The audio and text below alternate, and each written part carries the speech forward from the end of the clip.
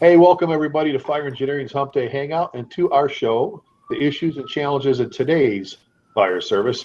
I'm Chief Rick Lasky. I have the honor of serving as the interim chief at Trophy Club Texas. I say this every show. Great department, great town with some great bosses and some great guys. I'm here again with my co-host, who is my partner in crime. Not really in crime, but well, I guess so. But incredible. I just love this guy. But I'm so glad. A while back now that Terry jumped on board. We got Assistant Chief Terry McGrath, our co-host for the show today, or my partner from Lewisville. And we've got some great people we're going to be hanging with today, folks. We got our good friend. I can't remember not knowing Scott. I met Scott, golly, back when he first went to Lake Cities. We did a Save Your Own class in Plano, and we got to go over with them and visit. We got Chief Scott Thompson from the Colony Fire Department in Texas, and we've got Division Chief Mark Richards from the Lewisville Fire Department, as well as one of their newest firefighters, Kenneth Weaver. And our topic today is going to be something we all, obviously Kenneth is living it, if you will, but the rest of us talk about it, we teach about it, and the topic is the newest generation hiring the right people, the newest generation. So welcome, guys. Thanks for having us on. Hey, Scott, real quick, and folks, I almost forgot to mention this. Hang on a second, Scott. By the way, if you have any questions for today, fire them off to us on Twitter, and we'll do our best to get to them as soon as you can. I know a lot of you always send Terry and I private messages. Just throw them out there, and we're watching. But make sure you add hashtag FETalk, Fire Engineering, for hashtag FETalk. And again, don't forget to catch our roll call tips at FDIC.com. They post a different one like every other day. But Scott, real quick, I know Terry and I were talking about this, and Terry's around you all the time. What's new in the county? I see on Facebook there's some really cool things going on there, but what's the newest big thing or two in the county, buddy? Well, Rick, Terry, thanks for having me on. I tell you what, it's nonstop. It seems like something every day. The colony was kind of the hole in the donut, and then Warren Buffett decided to invest in us and build the Nebraska Furniture Mart. And since then, it's kind of been no looking back. But we got blessed. We're hiring 6 guys. We're going to put kind of a squad company in service to run with the tower ladder. We got about 11 hotels coming out of the ground, and we're just moving full speed ahead. We had a very blessed budget year. The council and city manager did us right. So the project board is full, and we're full steam ahead. Well, and you're in the process of hiring. Are you done taking applications, or are you in the process? No, we're in the process. We'll take them. I believe we're doing our physical agility on the 7th, so get them in. Just go to the HR site at the colony and turn them in. We do require certified firefighter paramedics still, but if you have those in the state of Texas, we'd love to have you put in. Awesome. And we talked about this before. The Metroplex down here, Terry and I, this is something we brought up on the show a while back. The jobs, I've never seen it in Texas. There's places in the country that are hurting, they're laying off, or they're fighting for jobs in that, and your heart goes out to those guys and gals that are doing that. But, oh, my God, the Metroplex, there was like jobs, If you can't get hired here, you're a felon or something. Everybody's hiring. And Mark, you do the backgrounds and everything with Lewisville and that, being the division chief over bomb and arson and stuff. But you guys, are you in your process yet for the 18, or is that coming up next year, or what is that? No, we'll start that next year. After the first of the year, we'll start kicking around the process to start it off, where we look for the candidates and get into the background phase. Probably around early spring. Is that going to be open hire, no certifications, or certified? We're going to actually try to get the certified firefighter paramedic like we have in the past, but we're going to have another list that's going to have, if you're either a paramedic or a firefighter, you'll be on the list also. So. Okay. And now, is it still the same, just for our listeners, because people ask me when I travel and teach all the time about job stuff, can you still go to the City of Lewisville's website, City of Lewisville, and folks, that's Lewisville, not Louisville. Louisville, City of Lewisville's website, and in HR under jobs, can't you click, and isn't there you can fill out like a little email thing, and do they still do that where they send you notice that now we're accepting applications? Yes, they do. We still got that notification set up for them. Perfect. So they won't miss out if they go to the City of Lewisville's website and do that. They'll know as soon as you guys are hired. Yeah, they'll send out a notification as soon as we open up the hiring process again. They'll get notified. Perfect. Well, hey. folks, I mean, here's two right here. There's a bunch they're hiring in Lewisville, Texas, and a bunch they're hiring in the county. Don't wait, though. The counties is coming up really soon here, so get the word out if you know someone. It's a great fire department. You know what? They do a lot of fire. They do a lot of pin and accidents. You know, not that being slow is not a bad thing, but if you want to be busy and mutual aid, automatic aid, and great leadership, that's a great place to be. And real quick, before we turn things over here, Scott, I told my guys to come over and talk to you. The training prop, you were posting pictures on Facebook, on your Facebook page, but tell us about the training prop. Look pretty cool. Looks like you could do a ton of different things with that thing. Well, it is, but I want to back up just a little bit and give credit where credit's due. But several years ago when we were working together, we hosted some up-and-coming officers from Hanover, Virginia, Chief Buchanan's department, Eddie Buchanan's department. And as payback, they sent a group of characters down, and they were great guys, and to build a prop for you, and we surprised you. But what they did is they took the original Saving Our Own prop that you designed with Seth and some of the other guys, and they kind of beefed it up, and turned out to be a 2-story prop in which you can do the Denver drill, Nance, stairs, all kinds of things. And we took that, we went over to Lewisville, and we looked at it and built pretty much the same thing. But what we did is add kind of a roof prop on the front. So we had a brand new tower ladder at the time, so we could practice with that. But it's out at our yard. We're certainly we'll send pictures to anybody who wants them. But as far as plans, we don't have any drawings right now. But yeah, that was a great prop, and you can use it every day to go out and knock out a quick drill, and it's good mastering the basic stuff. And for those that do the whole Facebook social media thing, you posted a bunch of pictures on your Facebook page. Mm-hmm. So if they find you, maybe they can scroll back and look at those pictures, or at the end just grab your email. And I know we're going to be borrowing it because the idea. We'll send it to whoever wants it. It cost us. It was under $5,000 to build it. Like I say, the guys go out and use it a little bit every day. Perfect. Well, I thought it was cool. It was pretty good. And Eddie Buchanan, those guys are awesome, and so many people know Eddie anyway, but they got some great people in Hanover County. But hey, today's topic, we just titled it "The Newest Generation: Hiring the Right People." We were kind of visiting on this, guys, before we went live. It's one of the things I bring up in class a lot, and I hear a lot, especially the leadership and with pride and ownership, and what happened to that? What happened to that? There were those rookies or those probies, or you know what I'm saying. Where is that? And you hear the story I tell is we were having supper after a class with the men and women of a particular department and their significant others, and this 34-year captain from this department started going off about the kids. We've all heard that with the kids nowadays. And the first he says, well, it's a different fire service nowadays, and I'm like, God, thank God it's a different fire service nowadays. Otherwise we'd be yon horses still, He says, no, these kids nowadays, there's generational culture. It's what is it, the millionaire, the millennials? Yeah, those people, and the elemental P, XYZ generation, they can't swing a hammer to save their damn lives. They can't change the oil in a car. They don't even know what mixed gas is. Could you imagine you don't know what mixed gas is? These kids, they come out, these kids, and they can play that playbox thing, the Xbox. That's what they are. They're the Xbox generation. And he finally got done. I said, dude, what makes you think you're so special that your parents didn't say the same thing about you? I think what we forgot to do, and I want to throw this out to you guys, I think we're forgetting, the senior members are forgetting their role as the mentor. I've got a blog I'm getting ready to put out there next week called, we hear entitlement thing. This entitlement stuff, and my blog title is Entitlement My Ass. This is the fire service. This ain't Subway.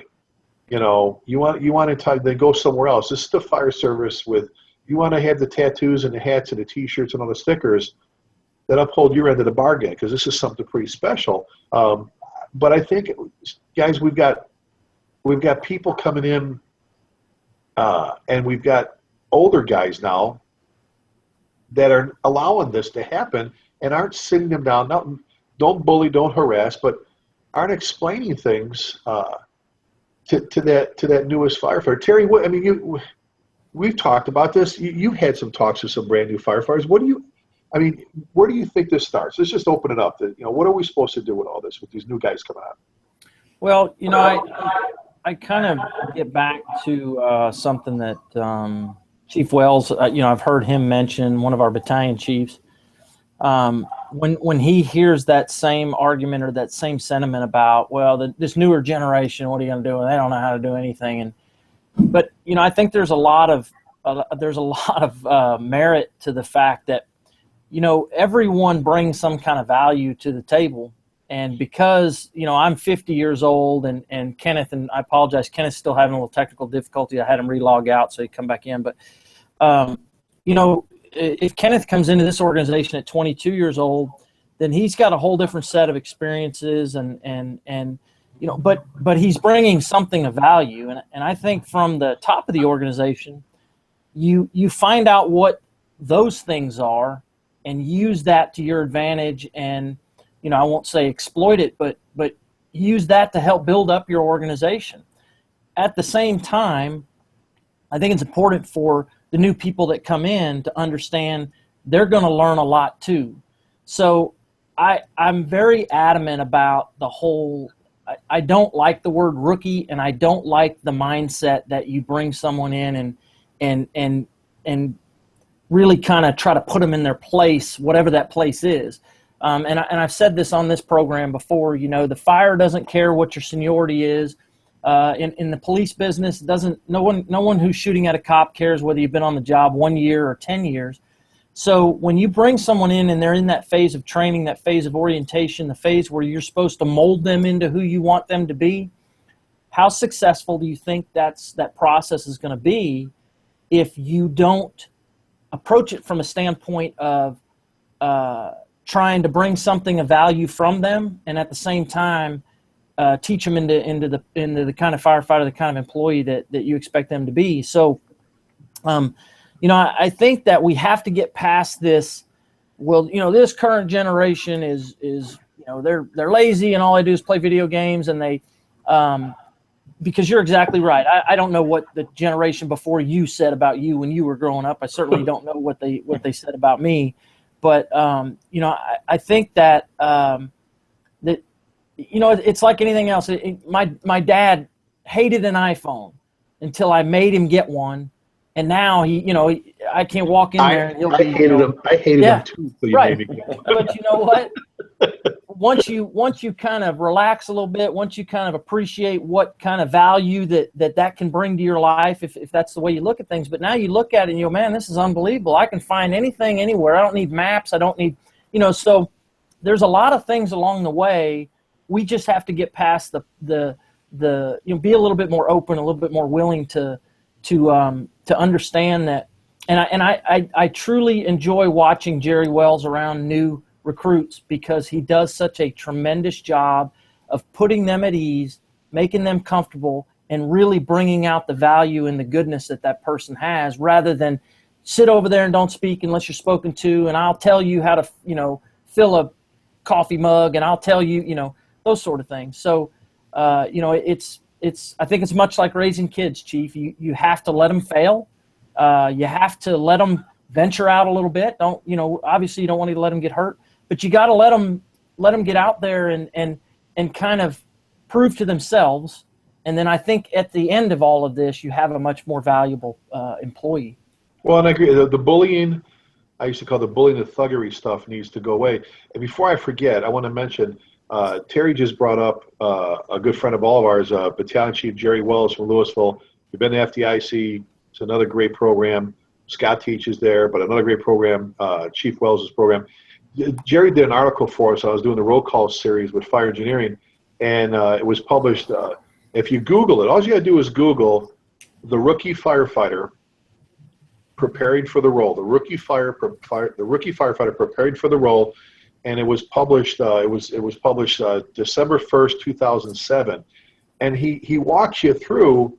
It's a quick 2-pager. It's something you should keep in the drawer of your desk if you're a chief, because every time someone comes in and says, hey, my kids think me a firefighter or whatever, or what do you think, you give it to them for some reading homework. But he walks you everything from when you were at high school to your first day walking up to the firehouse, and talks about the do's and don'ts that we should be looking at. But, when I say entitlement my ass, this is the fire service. They come in.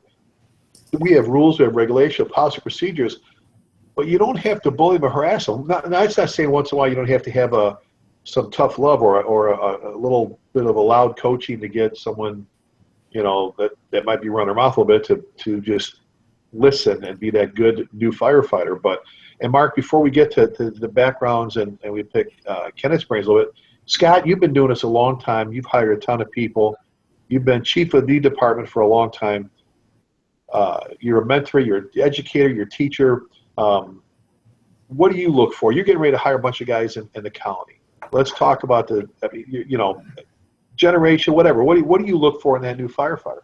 Well, and Terry hit on a little bit. We did away with the rookie thing, so we're looking at them as the future of our organization, and they make me better. But what we want is the guy that's willing to give a little and take what we offer, but that wants to view us as their future, as a career department. The last few that we hired, the ones that we did hire, training was very important to them. Respect for the good traditions of the fire service, as we call them, was very important to them. So we key on the guys who have done enough research on us and know enough about the job that they know what they're getting into, and that they understand what our standards are, and they're willing to put forth the effort. But then our side of the deal is we're going to give to them. We're going to bring them in as candidates. We're going to provide them an environment for success, and we're going to do everything we can to help them succeed. So it's both teams kind of working, and we've had the last 3 that we brought in. We've had great success with that. We have a great mentoring program. I think mentoring is really the future of the fire service, making that training personal. And I think if you have those things, you're off to a good start. But it's got to be some give and take on both sides for sure. Well, and one of the things you said was the good traditions. I want to just, before we move any further, I don't want to give this away. I was told not to give it away, but there's a title of a little video blog thing I'm going to be doing. Somebody recently took "Keep Fire in Your Life" that Lieutenant Ray McCormick says all the time, and twisted it and took offense because kids died in a fire. And I'm like, how they twisted that term, and that's not what Ray means. That's not what Lieutenant Ray McCormick means at all. Keep fire in your life is about keeping the love for the job, the passion. It's not, you can't wait for someone's kid to die. I just don't understand where this, and I know this guy, but anyway, and the terms that get mixed up, people say pride's a bad word. Well, you know what? The pride associated with arrogance is, but the pride associated with ownership. This is my engine. That's my chief. That's my firefighter. My tools. I love that. The Tommy Schervino, my story, soft story. The tradition was the one. Oh, traditions get fired. Well, you know what? The tradition of doing stupid shit gets guys hurt and killed. But I like the traditions of celebrating the lives of men and women that have committed to a life of selflessness and that dedicated to serving others.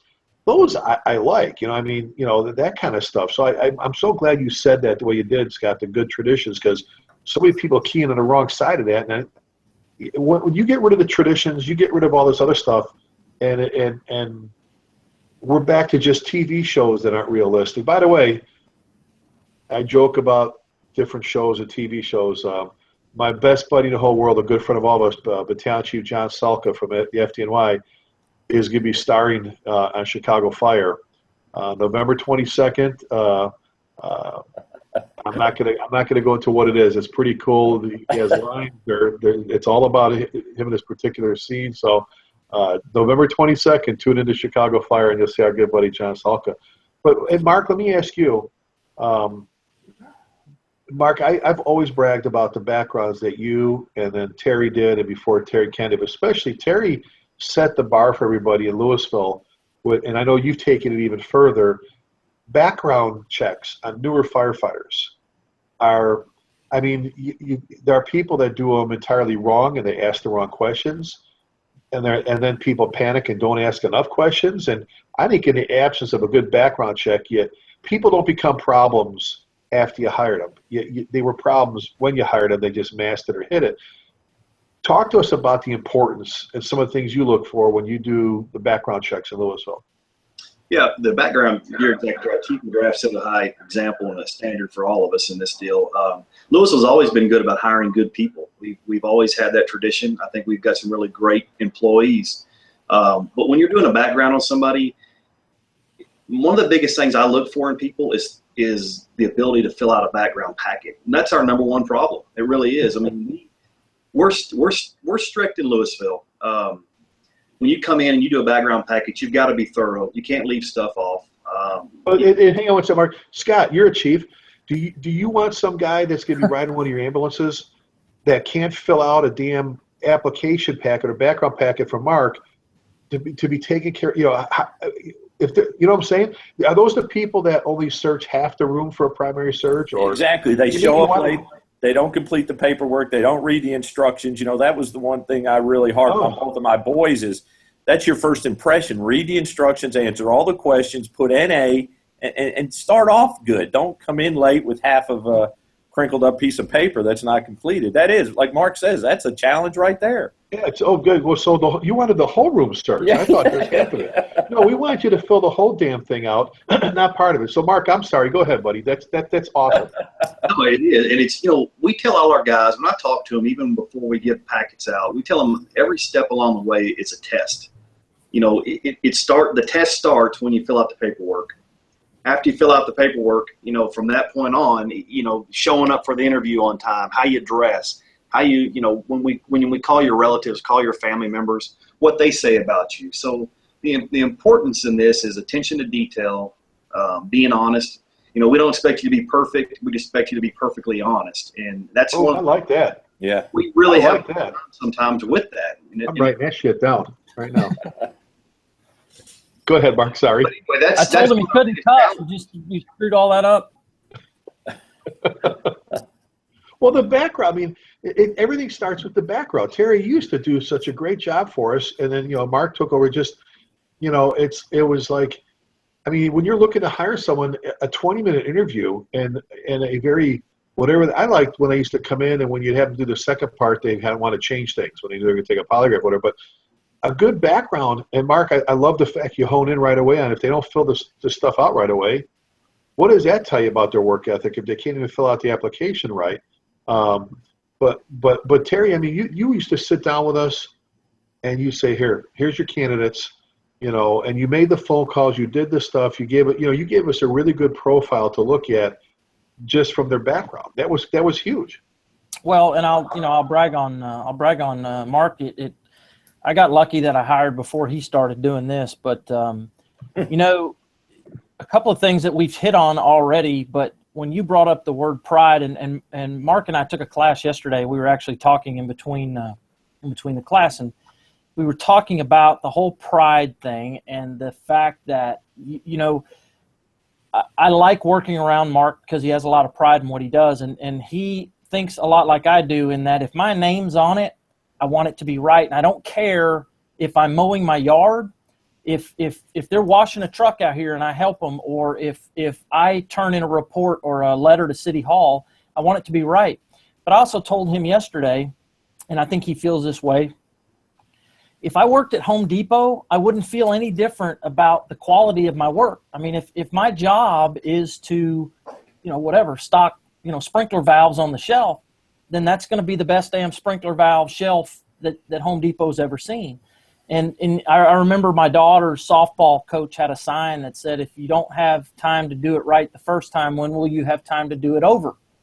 And when it comes to this job and the application process, there isn't a time to do it over. So when you walk in and you know, my favorites are the ones that come in and, you know, if we say you got to have a copy of your driver's license, they'll come in, hand you the packet, and then hand you the driver's license, go, can you make a copy of that? No. And you know, here's the secret. We don't even need a copy of your driver's license. It's a test. It's all a test, every part of it. Now, if you think you can figure out which is important and which isn't, I'll give you the cheat sheet right now. It's all important because this is who you're going to be when no one's watching. This is who you're going to be late at night when you know, well, maybe we'll clean the ambulance or maybe we won't, those sort of things. So, and you know, it's fun now sitting back and watching Mark because, you know, he'll come into my office and go, you know, hey, I got a live one here, man. I can't wait to call this guy because you can already see the dominoes lining up. And you know, as soon as you get 5 minutes into that phone call, they're all going to start falling down. because it's a fun process to go through. Kenneth, let me bring you in here. I'm sorry, Kenneth, how old are you? You just got out of college, right? Yeah, 26. So 26 years old. So you've never worked in the fire department before. This is your first fire department job. What did you do before you came to Lewisville? I worked at Target. Okay. Stocking groceries. Stocking groceries. So let me ask you this. Did you approach your day at Target stocking shelves? Did you have the same amount of work ethic at Target as you do when you come here? I mean, it was important. It paid your bills, right? Right. I mean, I took just as much responsibility to show up on time. I took just as much responsibility to do a good job. I mean, the passion is obviously different, but, the work ethic, like you said, was the same. Yeah. See, and that's an interesting thing to me, Chief, because when you say that I take just as much, I put just much attention to show up on time. When you say, well, the passion's different in the fire service, well, sure it is. This is a dream job, your career job. You ended up here. But I also don't want an employee that just puts that passion into the things that are of interest to them. Because is EMSCE of interest to them? It might not be. So how much effort are they going to give me in there? So, that's an interesting thing that you. And it's easy, Terry, to get excited about the excited stuff. It's right. I did this program. I've got the fire tetrahedron, and it's the whole, fuel, heat, and oxygen. And then the last one is overhaul, salvage, customer service. Everybody wants to go fight the fire, but then when it's time to do all the other stuff, it's like, well, that's not as fun. And work ethic, you hit on that. And Kenneth said, it's like, I worked here, but I still wanted to do a good job. And so Amy chimed in there on our Twitter feed, and they posted it, and she made a comment. One of our viewers, the application packet can be incredibly telling, which is what Mark and Terry just said in the hiring process. And she's shocked by how many half-filled out the typos. Mark, how many do you see that they filled them out like they text message? Have you seen those where they? I'm like, I had a guy show me his thing. He goes, well, this is my resume for a training position. This is a firefighter. And I went, you wrote this like you sent me a text message. I mean, Mark, how many do you see like that? Chief, I'm telling you, it's overwhelming the number of applications that end up getting passed by just because they don't complete the paperwork correct. You see people who shorthand everything, a lot of stuff, and they just won't check the boxes, or we'll just put a little dash there when it says, do something specific. They skip right through it. And we literally pass on those applicants. It's attention to detail, and it's so important for the fire service to maintain that same level of attention to detail, because Chief McGrath hit it just right a while ago. When no one's watching you, what are you doing? How much level attention detail are you giving to the job when people aren't watching? This is the biggest part of your life. Your application is truly the biggest moment. The interview is the biggest moment of your life. If you can't make those two things work, how is it when that's not so important when you finally get 5 years into your career? So. Well, and I remember when we passed over the first couple of people back in 2000, and one of our great folks, and you're blessed with a great HR department in Lewisville. She's like, well, I said, I'm going to call them back. I said, no, don't call anybody back. The first step was, can they fill this stuff out and fill it out completely and accurately and all that? Because I don't want someone coming here half-assed. I don't want somebody taking care of my kid that's that way. And Scott, you've got two boys that you're extremely proud of, and obviously so there's, being a dad. And we know that mom and dad had a lot to do with their upbringing. They're two great young men. You said Garrett's working for the Arlington Fire Department. Where is he assigned? He's out at Station 8, Truck 8, Engine 8, the technical rescue team in Arlington. He's been there 2 years, and he loves it. Of course he's not going to pick a boring company, being a Thompson. But and then go ahead, buddy. His first fires were in Lewisville when we were duty chiefing it, and he would jump in the back at a very early age, and so that that's where he wants to be. Making hallways with Dad, Well, and then Braden, served proudly in the United States Marine Corps for 4 years, coming out now, and he wants to get into the fire service. But, not everybody, I should say this, nobody else take offense out there, but not everybody has their children. They're not raised by parents like, and I'm looking at Terry and Mark. I know how you are. You're a great dad. Scott, you know what I'm saying? So if that part is missing in the equation, it's even more important once we get past the background. Once we get past the interview, for those mentors to step up and say, my buddy John says it, this is their first real job. No disrespect to Kenneth at all, because my son worked at Lowe's. Great job, great place to work. He worked at Target. But for a lot of people, this is their first, what he says, real job. They're working for their first real boss in a way of they're getting a pension. It's a job that's going to pay them for the rest of their life. They get health benefits and all that. It's huge for the mentors to jump in and do something. Kenneth, Terry asked you, and you obviously weren't a fire service beforehand. That made you a great person to have on the show, a great guest. I'm so glad you're able to join us. Tell us, I always ask new firefighters, so why the fire service? You could have picked any other career, intelligent young man. What made you pick the fire service? When I came out of high school, I didn't really know what I wanted to do. But I knew I was going to go to college. So I started going to college, and, I was looking at different things, looking at computer science degrees, looking at architect and stuff like that. And I decided to pursue an architectural degree. And I went and spoke with some students at a university there. And what blew my mind is that none of them enjoyed what they did. They were like, the money's going to be great. It's going to be worth it when we get out, but these 6 years suck, and they just didn't enjoy it, and to me, something like that is important to me, so I was sitting in church one day, and I looked at my buddy to my right, and I said, hey, you want to go try and be a fireman? I don't know what sparked me to do it. I just said it, and, one thing led to another. I got on a volunteer service, and,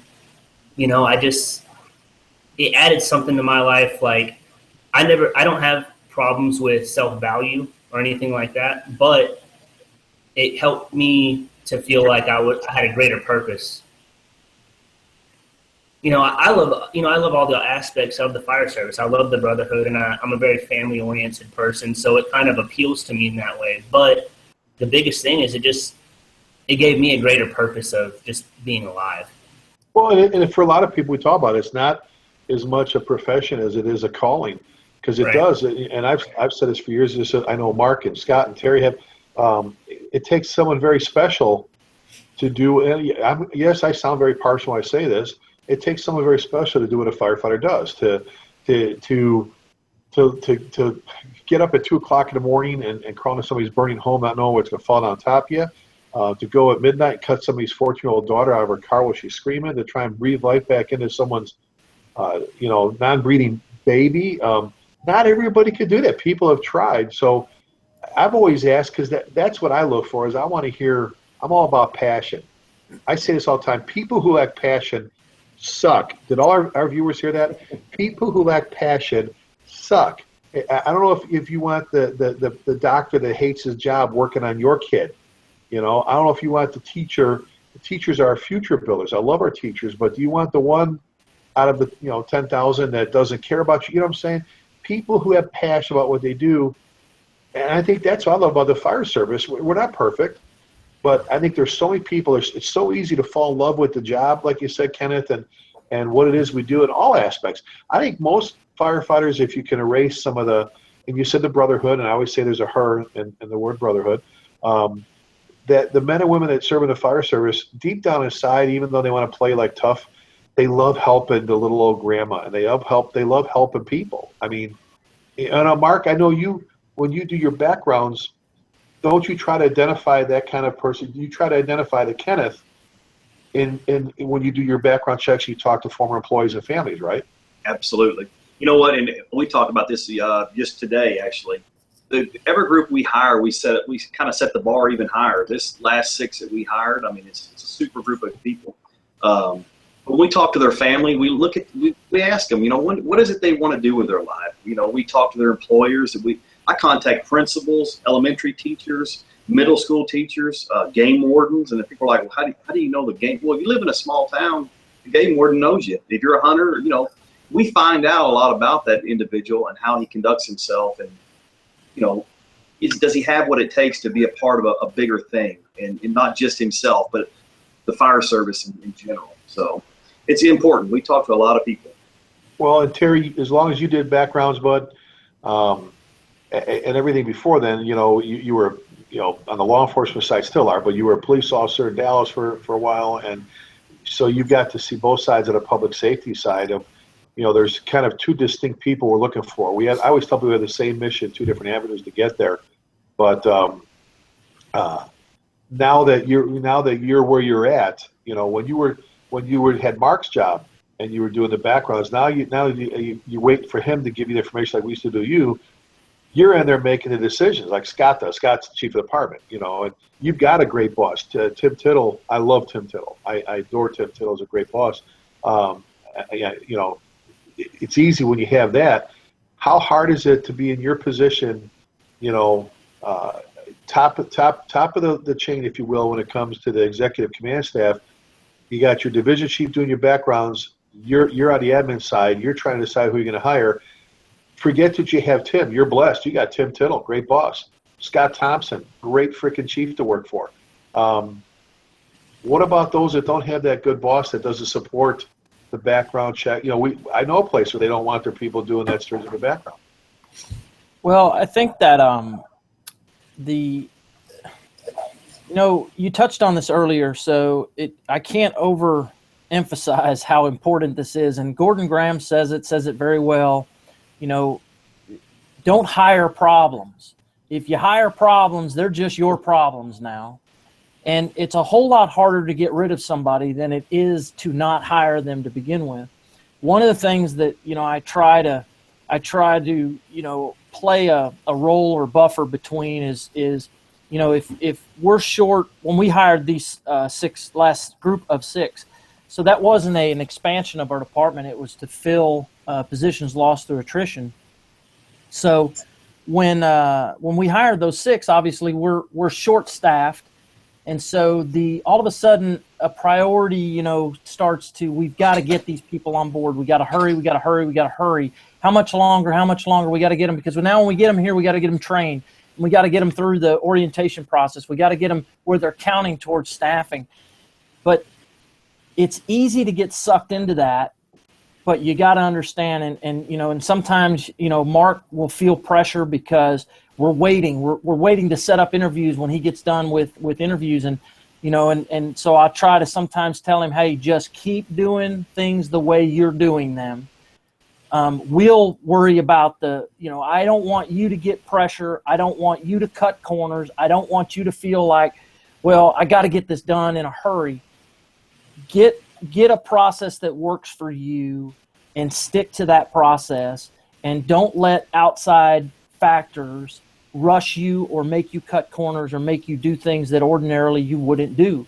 We're going to hire 18. That process is going to start about 5 months prior to the money becoming available to pay the people. But we're going to make sure that Mark has adequate time to process the number of candidates needed to interview to end up with 18. Because if at all possible, I don't want someone slipping through and we end up with that person that you just let, man, that's someone that, how did that happen? So, I think that's the big thing. And I think if you're in a situation where someone isn't giving the proper consideration to this initial phase of your hiring process, other than being able to sit down and pitch it a couple of different ways to say, look, you're going to hire someone to be with this organization for 25 years. They may very well be sitting in your chair one day. We owe it to them, and we owe it to the taxpayers of this community to do due diligence and make sure that the people entrusted with the overwhelming responsibility that a firefighter has in this community, that we're getting the absolute best people we can. Well, you said something that I know we're all passionate about doing right. I talk about in class a lot is a lot of chiefs, especially volunteers, God bless our volunteer fire department with the recruitment and retention issues they go through, but in their hurry, when the commissioners are leading on, just like you said, in a hurry to fill positions, I call it fill and turnout gear. If you had 10 people to hire, I'd rather hire 6 and run short than hire 10 and have 2 assholes I got to deal with Yeah, just like you said so nice to fill in the turnout gear. Now, back to the generational thing. One of the things I didn't follow up with, which I usually do, and I want to mention this, to that older guy that was bitching about the kids and this new generation, all that stuff. I told him, I said, look, I absolutely agree with you. It is a generational thing. It always has been. There's always been, we've always dealt with, well, the new kids coming on, it's a different fire service, the new kids. Scott, Arlington, where your son worked, great fire department, great reputation. Everyone knows how partial I am to the military before my son served. The United States Marine Corps, we talked about this before, doesn't necessarily turn around and blame a Marine. They look to the DIs, they look to the people leading the show. You said something earlier. They instill something in very special in boot camp. They instill something in them right off the bat.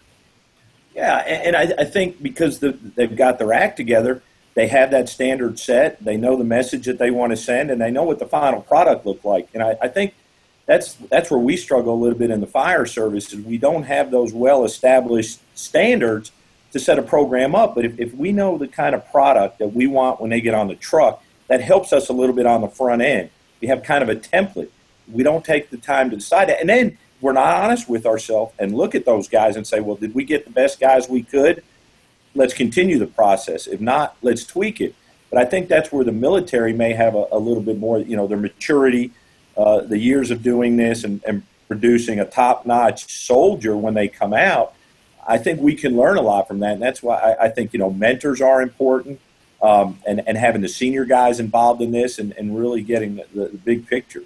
And it doesn't cost anything to have a mentoring program. I mean, we talk about, you can buy books and all that stuff, but it takes having people that are willing to step up and grab a hold of, and I'll pick on Kenneth, grab a hold of Kenneth, our newest firefighter, and say, okay, come on, I'm going to show you how things work here, and help you sidestep the landmines, become that senior firefighter that, the mentor, that role model, if you will, when it comes to that. Because as much as Kenneth is new, Kenneth has a lot, like Terry said, to offer the fire service and the Lewisville Fire Department selfishly alone, but the fire service as a whole.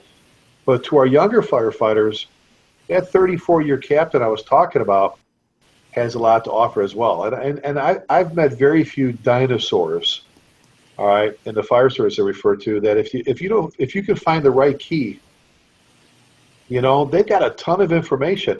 It's kind of funny. I was talking, somebody mentioned it the other day to my buddy John Salka, that I think forever scientists have studied dinosaurs to learn from them.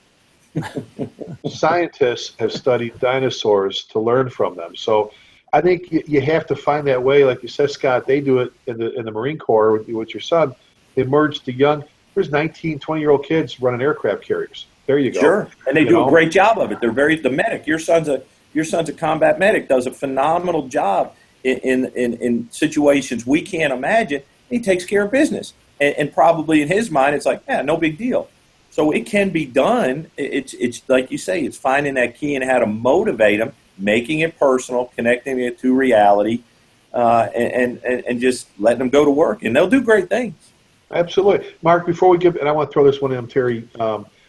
Mark, some more trapdoors in your backgrounds. I know there's so much more we should be talking about too, but this is so huge for people. We say the right backgrounds have to be done the right way to get the right people. You talked about right off the get-go not filling out their shit right. A couple more trapdoors you're looking for when you're doing a background that you're going to pull the lever on and off they go. Bye-bye. Yeah, we pre-screen our applicants through a phone interview. So when I do start the background process, the first thing I do is look at their paperwork. That's the first screening step. If you can't fill out the paperwork, you go to the next file. The second step is I contact them on the phone, and I go through every single thing that's on that packet with them. I ask them questions. You worked at Target. All right, Kenneth, what'd you do at Target? We talk in length and in detail about his job, what he did there. Find out what kind of communication skills he has. Is he being honest? What he wrote down, does it match what he's telling you? All through that process, the next important step, I think, is the actual phone screening, because you find out a ton. I'll go in Chief McGrath's office, and that's where the live one comes in. I'm like, oh, you got to see this one, Chief. He'll look at me and go, oh, my gosh, and we'll go through it. But because sometimes with their wife will fill out an application packet form and not really know what they wrote. And then when you ask them, so why did you leave there? It's personal. That's one of my biggest pet peeves in the world of ownership. If you leave a job and you put on there personal, that just opens Pandora's box for me, because obviously there's something you don't want me to know about. Own it. I'd rather you say I was terminated because I did this, this, and this, and I call you up and ask you, hey, why? Explain to me why you were terminated. You told me, and then it's a whole nother game. But being personal is not a reason you left a job, and that's another big pet peeve. So.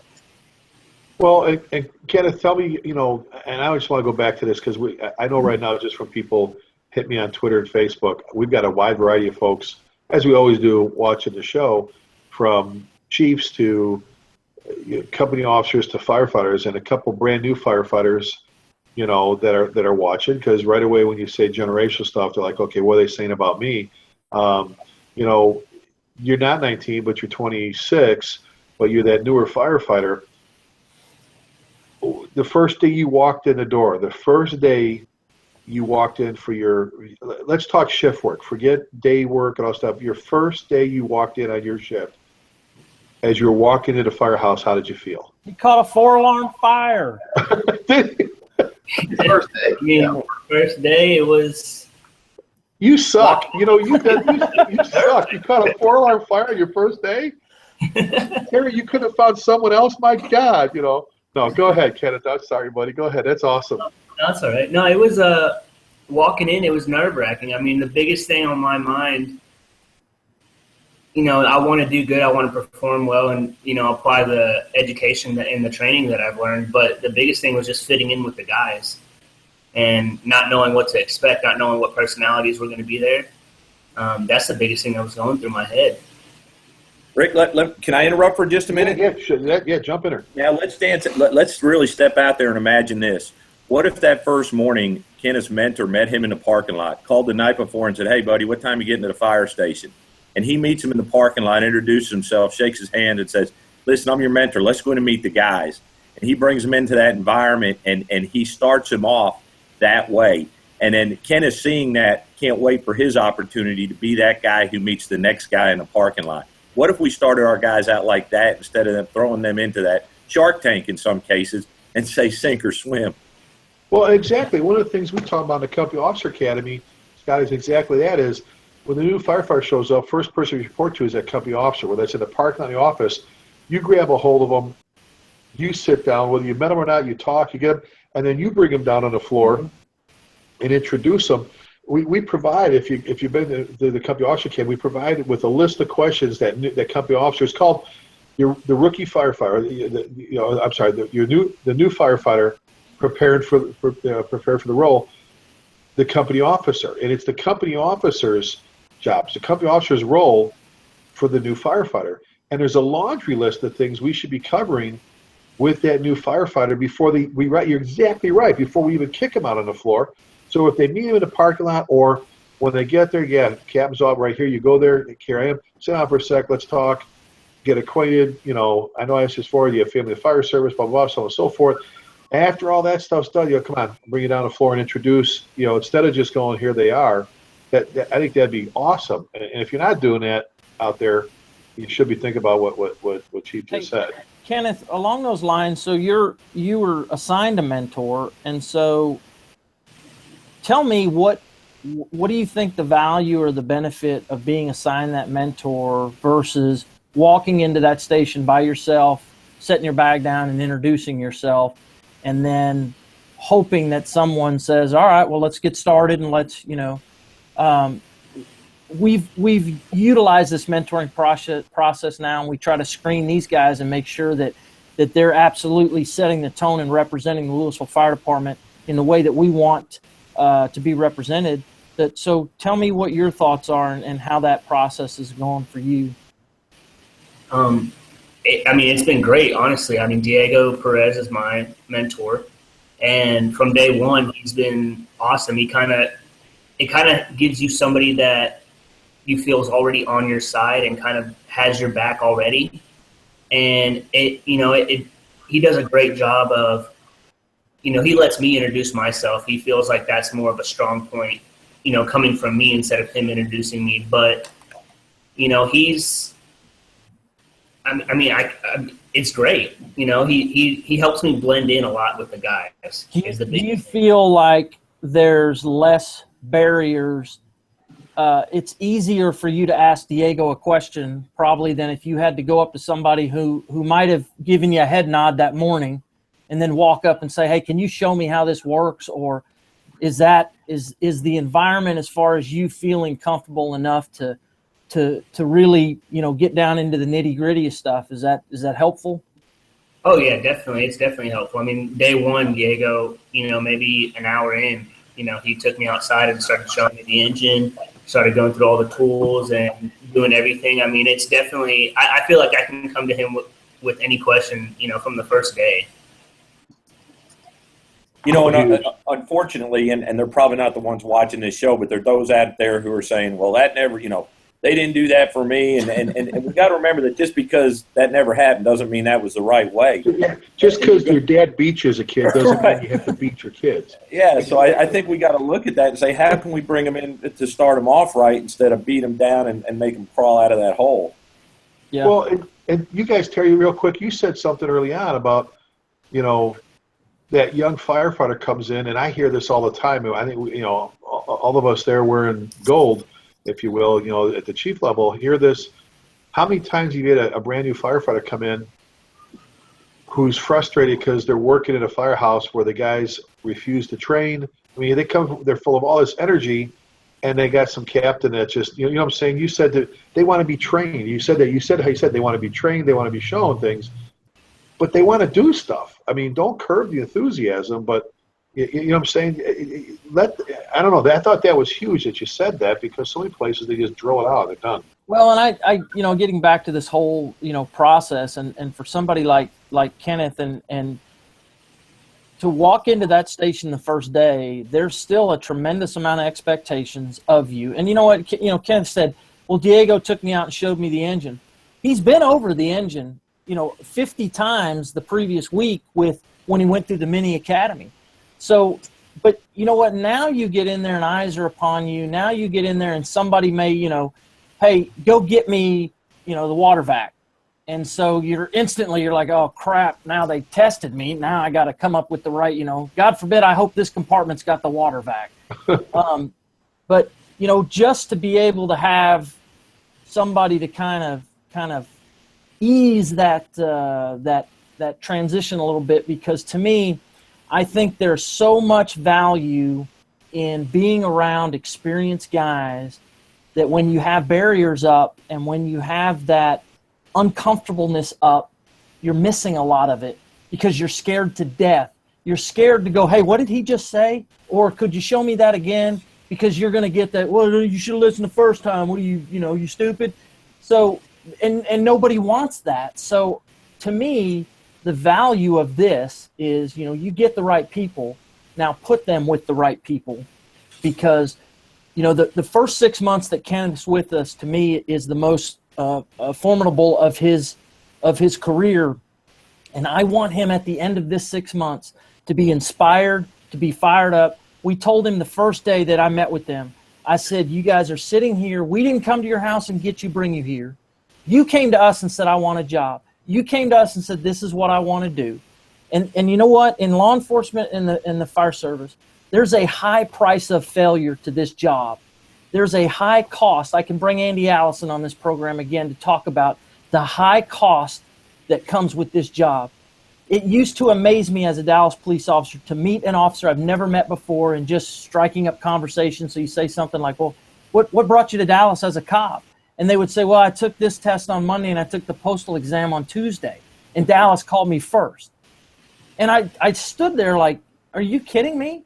You took a job that you might have to kill somebody, or that people will kill you just because they called you first, versus putting mail in a mailbox every day. Nothing against postal guys, but there's a high cost that comes along with this job. So you would think the motivation and what's inspiring you to be here every day. I don't want anything in those first 6 months to alter the feeling that these 6 individuals have, because in 6 years, I want them to be those same people that were here in the first 6 hours. And you know, just on a side note of that, you know, and Chief David Pennington, he's a battalion chief here. He's a chief up in Sanger. He has all of his new people write down basically an essay the first day they get on the job. Write down, and you tell me what you're feeling. Tell me why you're here, what you want out of this job, what you're feeling right now.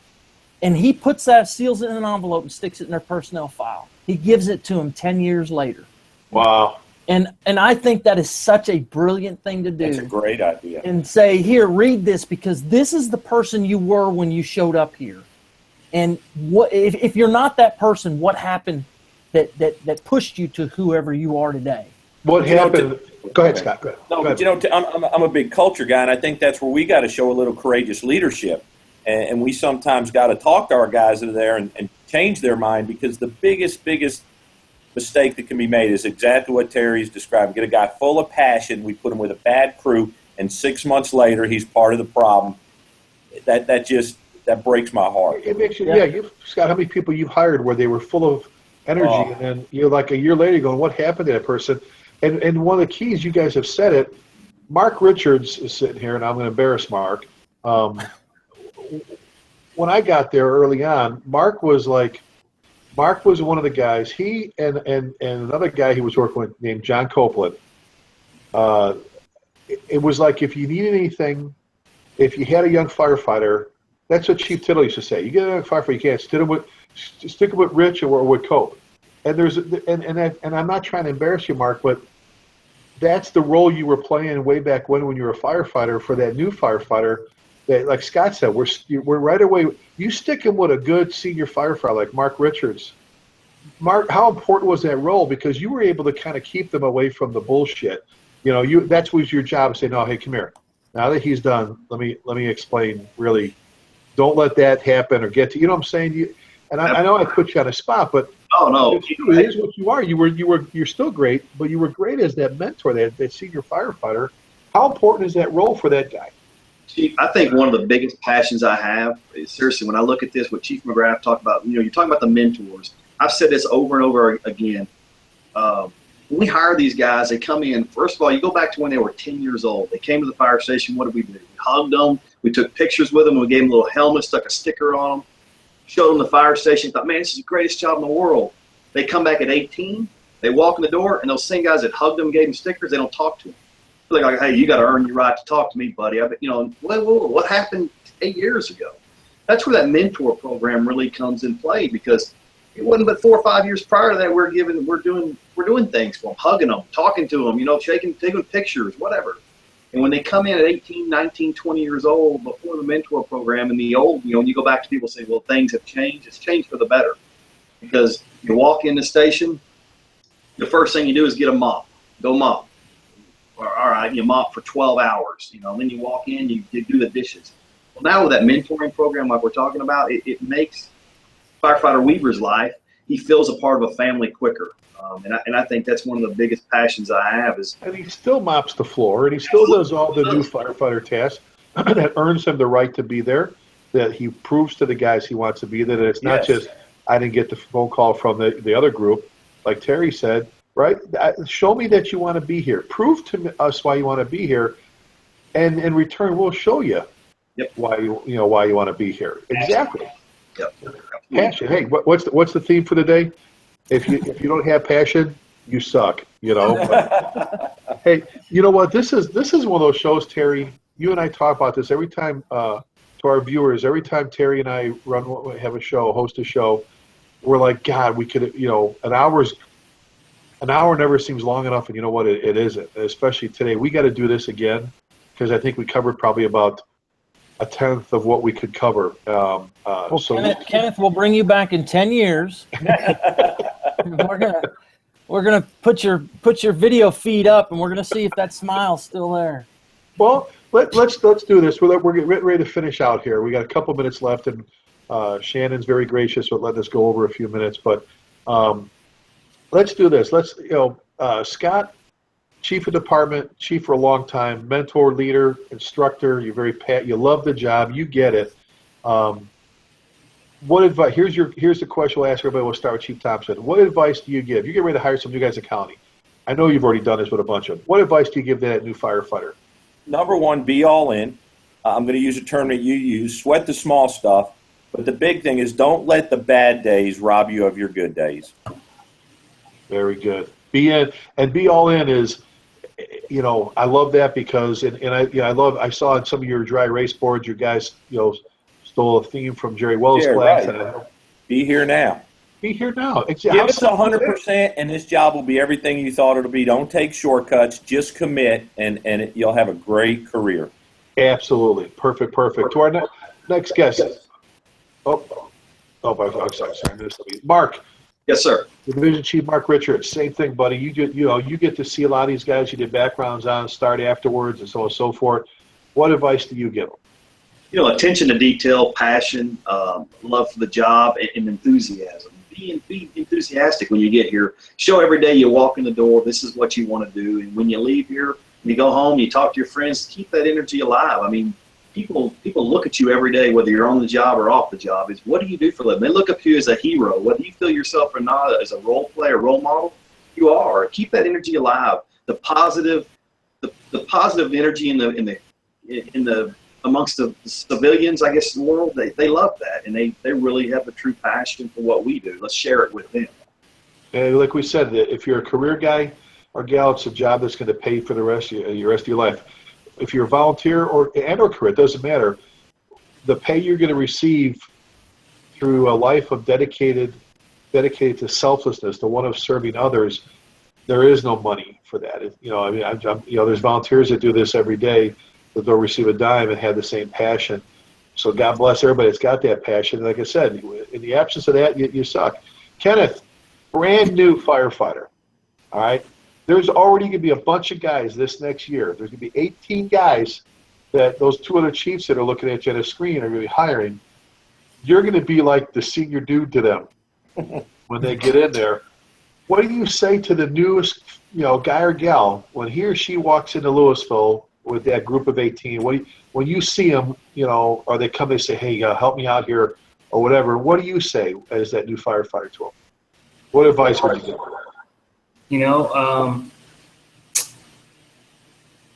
I would just say it's like we were saying before. It's something that was said in my interview process. Actually, just know what kind of job you're getting into.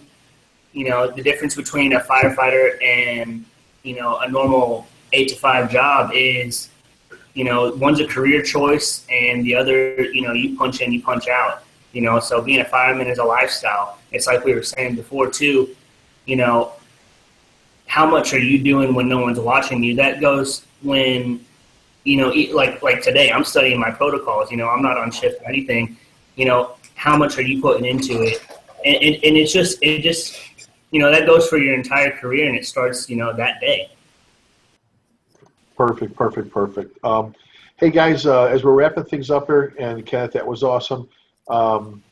Scott, if someone wants to get a hold of you, because so many people watch this show, obviously, like afterwards, it's always out there. They click on all the Humpday Hangouts. They want to get a hold of you, talk about your program. They want to get a hold of you, folks. Do it right now. All right. Get a hold of if you're looking to apply for the colony in Texas. There, great fire department. They want to tell you about your training prop. Well, I'll take one step further. They want to have you come out. You teach you got a whole box full of programs you do, multiple programs. They want to have you come out and teach. They want to get a hold of you. What's the best way for them to reach out to you? S. Thompson at thecolonytx.gov. And shoot me an email, whatever mine is yours, and love to hear from you, and we'll get you whatever you need. Perfect. S. Thompson at thecolonytx.gov. Yes. Folks, reach out to Chief Thompson. Great guy, great leader, and loves the job. Mark, if they want to get a hold of you, buddy, and talk to you about you, I know you said you'd share your background, package stuff, and information. They just want to talk to you in general. What's the best way for them to get a hold of you, bud? Yeah, mrichards@cityoflewisville.com. M. Richards at City of Lewisville. And again, folks, because I've said this for 16 years now, Lewisville, Lewisville. So M. Richards at cityoflewisville.com. And Kenneth, I think I know. Shoot. So some other new guys and gals can email you and say, "All right, dude, get me past this nervous phase here, or tell me what I need to know." What email if somebody want to reach out and talk to you? What's a good one? It's just going to be kweaver@cityoflewisville.com. I can't read it. Lewisville.com. Terry, we know yours. T. McGrath at Lewisville.com. Guys, and I'll let Terry finish out here in a second. I can't thank you enough for coming on. Like I said, Mark, I loved you the moment I walked in the door at Lewisville. You're a stand-up guy. You've always been that way. You're one of the go-to guys. Scott, you and I met in Plano, forever ago, and you've taught umpteen programs and have been just an incredible asset to the fire service. Thank you so much for what you do. Kenneth, thank you for coming on again. But Terry, you got any closing thoughts? No, I mentioned Kenneth grabbed a 4-alarm fire his very first day here, and that's actually a picture there of Kenneth. I saw that picture on.